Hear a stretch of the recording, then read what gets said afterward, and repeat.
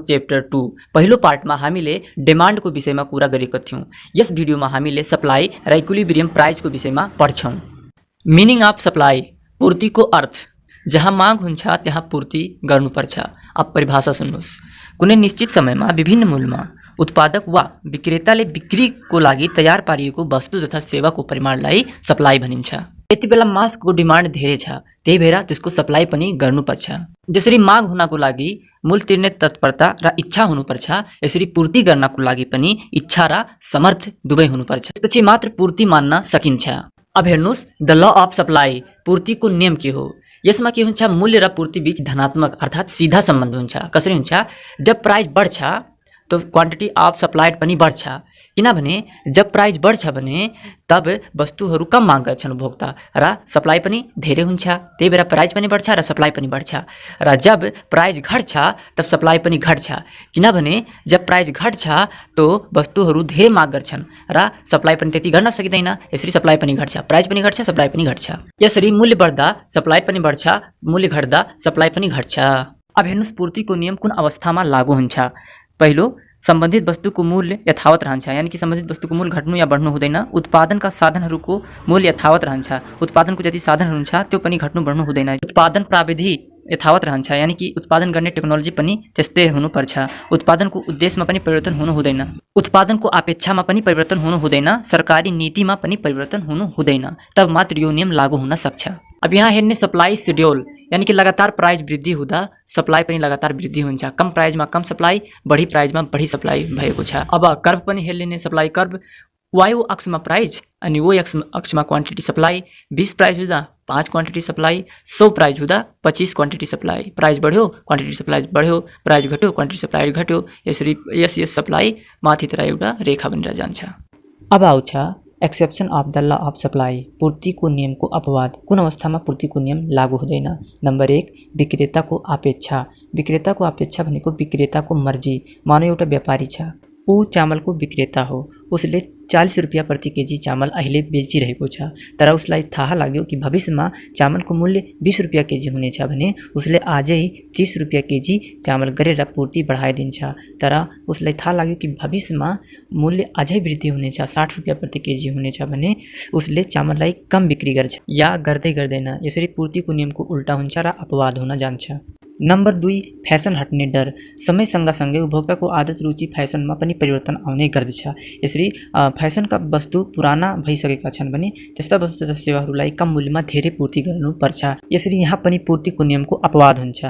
Number 3, छिटो नष्ट हुने वस्तुहरू। धेरै वस्तुहरू हुन्छन् जस्तै हरियो सागसब्जीहरू, तरकारीहरू र बेकरीका सामानहरू जस्तै पाउरोटी, खारीहरू, यिनीहरू छिटो नष्ट हुने गर्छन्। यसरी जब नष्ट हुन थाल्छ या सड्न थाल्छ भने उनीहरूलाई कम मूल्यमा पनि धेरै पूर्ति गर्नुपर्छ। यसरी पूर्तिको नियमको उल्टा भएकोले पूर्तिको अपवाद हुन्छ।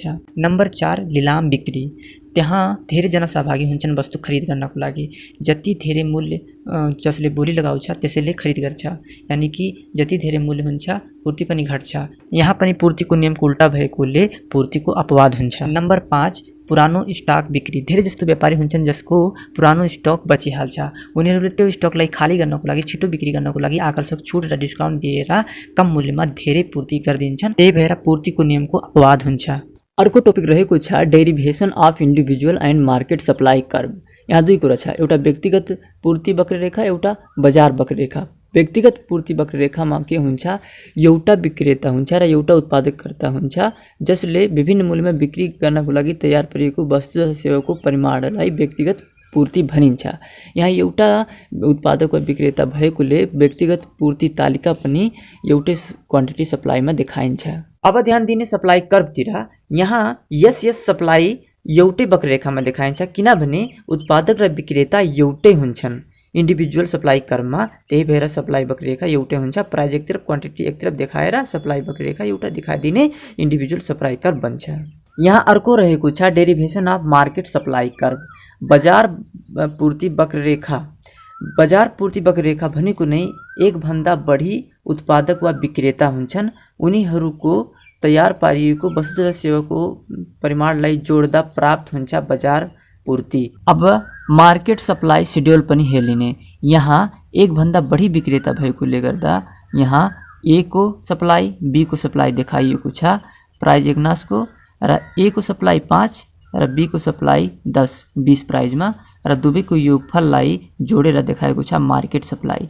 यसरी ए र बी को सम्पूर्णको योगफल मार्केट सप्लाईमा देखाइन्छ। एक भन्दा बढी विक्रेता तथा उत्पादकको सप्लाईलाई मार्केट सप्लाई भनिन्छ। अब हेर्ने बजार पूर्ति वक्ररेखा मार्केट सप्लाई कर्व पनि त्यस्तै हुन्छ। जब एक भन्दा बढी विक्रेता भएकोले गर्दा यहाँ सप्लाई वक्ररेखा पनि बढी हुन्छ। यहाँ हेर्ने प्राइस 20 को डिफरेन्समा देखाएको छ र क्वान्टिटी सप्लाई 5 को डिफरेन्समा देखाइएको छ र ए को सप्लाईलाई पहिला देखाएको छ र बी को सप्लाईलाई दोस्रो नम्बरमा देखाएको छ। फेरि मार्केट सप्लाई दुवैको योगफललाई फेरि देखाइदिएको छ। यसरी मार्केट सप्लाई कर्वको व्युत्पत्ति हुन्छ। अब आउँछ डिटर्मिनान्ट्स अफ सप्लाई पूर्तिका निर्धारक तत्त्वहरू। अब पूर्तिलाई निर्धारण गर्ने कुन कुन तत्त्वहरू हो? नम्बर 1 वस्तुको मूल्य। वस्तुको जब मूल्य बढ्छ तो उत्पादककर्ता व विक्रेताले वस्तुको पूर्ति पनि बढाउँछन्। जब वस्तुको मूल्य घट्छ तो विक्रेता अथवा उत्पादककर्ताले वस्तुको पूर्ति पनि घटाइदिन्छन्।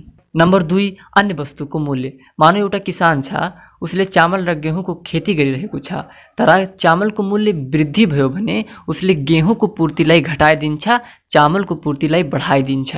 नम्बर 3 उत्पादनका साधनहरूको मूल्य। यदि उत्पादन गर्ने जति साधन छन्, जाला, दर, कच्चा पदार्थ र मेसिनरीहरू, तिनको मूल्य यदि वृद्धि भयो भने पूर्तिलाई घटाउनु पर्छ, किनभने धेरै नाफै हुँदैन। तो पूर्तिलाई घटाउनु पर्छ, वस्तुहरू कम उत्पादन हुन्छ। यदि तिनको मूल्य चाहिँ कम छ भने साधनको, तिन पूर्तिलाई बढाइन्छ। नम्बर 4 फार्मको उद्देश्य। फार्मको उद्देश्य यदि अधिक नाफा कमाउनु छ भने उसले उत्पादनलाई घटाएर त्यसलाई बढी मूल्यमा वस्तुको पूर्ति गर्छ। तर यदि फार्मको उद्देश्य अत्यधिक नाफा कमाउनु छ भने उसले उत्पादनलाई वृद्धि गरेर कम मूल्यमा बढी पूर्ति गरिदिन्छ। नम्बर 5 प्राविधिमा सुधार। लागत कम हुने गरी यदि प्राविधिमा सुधार गरियो भने उसले बढी नाफा कमाउँछ र पूर्ति पनि बढी गरिदिन्छ। नम्बर 6 सरकारी नीति। यदि ट्याक्समा वृद्धि भयो भने उत्पादन गर्नमा कठिनाइ आउँछ र पूर्ति पनि कम हुन्छ। नम्बर 7 अपेक्षित भावी मूल्य। जस्तै कि आजको समयमा रहेको छ, लकडाउन हुने सम्भावना बढी छ भने आजको डिलरहरू आफ्नो स्टकलाई बढाइदिन्छन्। यिनीहरूले यो अनुमान गर्छन् कि भविष्यमा यदि मूल्य वृद्धि भयो भने बढी नाफा मिल्छ। यसले पनि सप्लाईलाई निर्धारण गर्छ। नम्बर 8 व्यावसायिक फार्महरूको संख्या। यदि व्यावसायिक फार्महरूको संख्या वृद्धि छ भने पूर्ति पनि बढी हुन्छ। यदि व्यावसायिक फार्महरूको संख्या कम छ भने पूर्ति पनि कम हुन्छ। अब आउँछ पूर्ति फलन। हामी जुन माथि पढ्यौं पूर्तिलाई निर्धारण गर्ने निर्धारक तत्त्वहरू, त्यसैको कार्यगत र प्राविधिक सम्बन्धलाई पूर्ति फलन भनिन्छ, सप्लाई फंक्सन भनिन्छ। अब यहाँ हेर्नुस्, QX पूर्ति फलन equal to function of PX, PY, PF, T र G। यानी कि सप्लाईलाई निर्धारण गर्ने PX यानी कि वस्तुको मूल्य र PY भनेको अन्य वस्तुको मूल्य, PF यानी कि उत्पादनका साधनहरूको मूल्य, G भनेको सरकारी नीति गभर्नमेन्ट पोलिसी, T भनेको टेक्नोलोजी स्टेट अफ टेक्नोलोजीले पूर्तिलाई निर्धारण गर्छ र डट भनेको अन्य निर्धारक तत्त्वहरूको कार्यगत र प्राविधिक सम्बन्धलाई पूर्ति फलन भनिन्छ। अब यता हेर्नुस्, टाइप्स अफ सप्लाई फंक्सन। दुई प्रकारको हुन्छ सप्लाई फंक्सन। एउटा हुन्छ लिनियर सप्लाई फंक्सन, एउटा हुन्छ नन लिनियर सप्लाई फंक्सन। पहिलो रेखीय पूर्ति फलन यानी कि लिनियर सप्लाई फंक्सन के हो? हामीलाई थाहा छ कि पूर्ति वक्ररेखा चाहिँ तलदेखि माथि जान्छ, किनभने यो मूल्य र वस्तुको पूर्तिसँग धनात्मक सम्बन्ध हुन्छ, त्यही भएर तलदेखि माथि जान्छ। तर एउटा समान बिन्दुमा जान्छ, बाङ्गो जाँदैन, समान बिन्दुमा जान्छ, त्यसै भएर त्यसलाई भनिन्छ लिनियर सप्लाई फंक्सन। अर्को रहेको छ गैर रेखीय पूर्ति फलन नन लिनियर सप्लाई फंक्सन। यसका बिन्दुहरूको झुकाव चाहिँ असमान हुन्छ, बाङ्गो हुन्छ, त्यही भएर यसलाई नन लिनियर सप्लाई फंक्सन भनिन्छ। अर्को टपिक रहेको छ, यो ध्यानपूर्वक सुन्नु होला, movement along a supply curve and shift in supply curve. दुई कुरा छ, movement along a supply curve and shift in supply curve. तो पहिला हामी पढ्छौँ movement along a supply curve. हेर्नुस्, movement along a supply curve के हो? एउटै पूर्ति वक्ररेखामा हुने विचलन।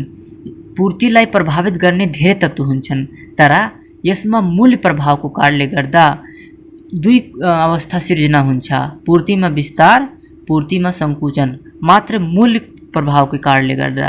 यानी कि यदि मूल्य वृद्धि हुन्छ भने पूर्ति पनि वृद्धि हुन्छ। त्यसलाई भनिन्छ पूर्तिमा विस्तार। यहाँ वक्ररेखा हेर्नुस्, यदि मूल्य वृद्धि भयो भने पूर्ति पनि वृद्धि हुन्छ, तो त्यसलाई भनिन्छ एक्सटेन्सन इन सप्लाई। तर यदि मूल्य कम भयो भने, वस्तुको मूल्य कम भयो भने वस्तुको पूर्तिमा पनि कमी आउँछ, त्यही भएर त्यसलाई भनिन्छ पूर्तिमा सङ्कुचन, कन्ट्र्याक्सन इन सप्लाई। यानी कि यसको झुकाव तल हुन्छ, यानी कि मूल्य पनि कम र पूर्ति पनि कम। अर्को रहेको छ shift in supply curve.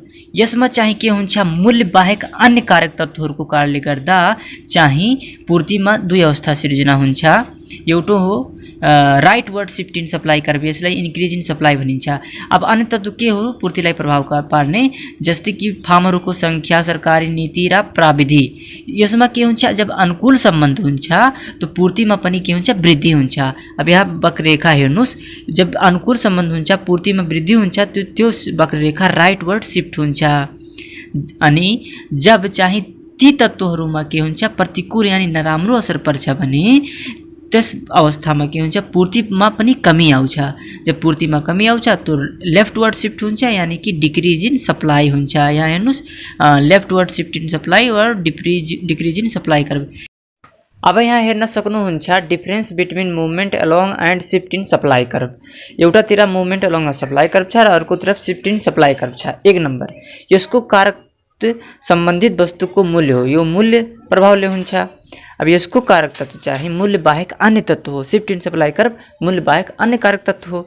2 number, यसलाई एउटै पूर्ति वक्ररेखामा देखाइन्छ, किनभने यसको कारक तत्व मूल्य मात्र हो, त्यही भएर एउटै पूर्ति वक्ररेखामा देखाइन्छ। यसलाई नयाँ पूर्ति वक्ररेखामा खिचेर देखाइन्छ, किनभने यसको कारक तत्व अन्य हो, मूल्य बाहेक अन्य कारक तत्व हो, त्यही भएर एकभन्दा बढी कारक तत्व हो। नम्बर 3, वस्तुको मूल्य वृद्धि भएर पूर्ति परिमाण वृद्धि हुनुलाई पूर्तिमा विस्तार भने मूल्य घटेर पूर्ति परिमाणमा कमी आउनुलाई पूर्ति सङ्कुचन भनिन्छ। अब यसको यदि अन्य तत्त्वहरूमा परिवर्तन भएर पूर्तिमा वृद्धि भयो भने यसलाई पूर्तिमा वृद्धि भनिन्छ। यसको विपरीत अन्य तत्त्वहरूमा परिवर्तन भएर पूर्तिमा कमी आयो भने यसलाई पूर्तिमा कमी भनिन्छ। नम्बर 4, यसलाई पूर्तिको परिवर्तनमा आएको परिवर्तन भनिन्छ र यसलाई पूर्तिमा आएको परिवर्तन भनिन्छ। Number 5, movement along a shift कर्भको वक्ररेखा extension in supply and construction in supply, यानी कि एउटै वक्ररेखामा एक्सटेन्सन विस्तार र सङ्कुचन देखाइन्छ।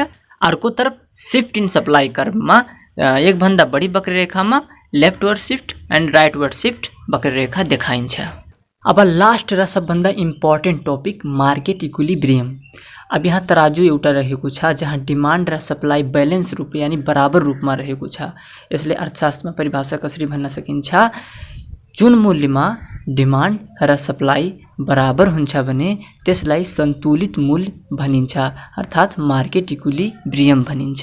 यसलाई अरू बेहतर सम्झनको लागि किताबमा दिएको शेड्युललाई हेरेर सम्झिने प्रयास गरौँ। यहाँ हेर्नुस्, यहाँ डिमान्ड र सप्लाई पटैटोको दिएको छ एउटै शेड्युलमा। यहाँ प्राइज रहेको छ 5 को डिफरेन्समा र क्वान्टिटी डिमान्ड र क्वान्टिटी सप्लाई। अब हेर्नुस्, जब प्राइज कम हुन्छ यानी 5 हुन्छ तो डिमान्ड बढी हुन्छ 50 हुन्छ, सप्लाई 10 हुन्छ।